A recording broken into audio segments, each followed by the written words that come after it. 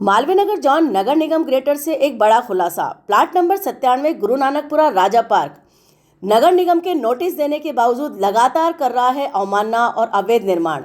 इसी के साथ साथ नगर निगम ग्रेटर की निष्क्रियता प्रश्न खड़े करती है उसकी कार्यप्रणाली पर।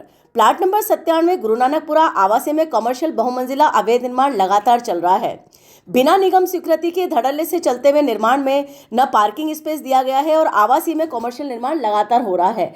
ऐसी स्थिति में लगातार खबरें चलाने के बाद मालवीय नगर जॉन नगर निगम ग्रेटर के उपायुक्त प्रियव्रत सिंह चारण सक्रिय हुए और उन्होंने यहां पर नोटिस जारी किया। लेकिन नोटिस जारी करने के बावजूद नोटिस का जवाब दिए बिना प्लाट नंबर 97 लगातार अवैध निर्माण जारी किए हुए हैं। और सबसे बड़ी बात, गली को घेरे हुए है, गली में मटेरियल पड़ा हुआ है, आसपास के रहवासी परेशान है, लगातार शिकायतें जारी हो रही हैं। लेकिन उसके बावजूद अभी तक नगर निगम ग्रेटर मालवीय नगर जॉन ने सीजर की कार्रवाई नहीं की है। आखिर क्यों?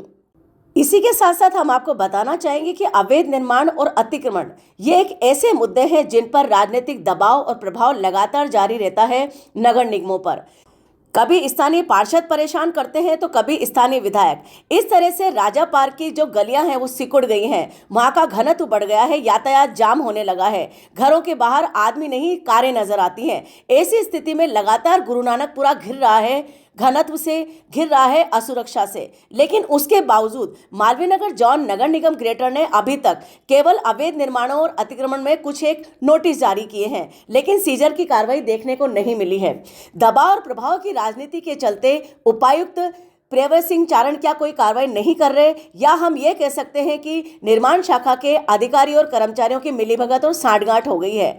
हम आपको इसके बाद में ये भी बताना चाहेंगे कि राजा पार्क की जो गलियां हैं वो सिकुड़कर 30 फीट 40 फीट से 10-10 फीट रह गई हैं, क्योंकि घरों के बाहर बालकनियां और बालकनी के बाहर सबसे बड़ी बात कारें, एक साइकिल भी निकालना मुश्किल होता है। ऐसी स्थिति में लगातार देने वाली शिकायतों का किसी भी तरह से कोई भी समाधान नहीं हो रहा है। आम रहवासी परेशान हैं। जल्दी हम आपको गुरु नानकपुरा की गलियों में रहवासियों से बातचीत करवाएंगे और हम आपको ये भी बताएंगे कि यहाँ पर अवैध निर्माणकर्ता अतिक्रमणकारियों के साथ साथ भूमाफियाओं ने भी कब्जा करना शुरू कर दिया।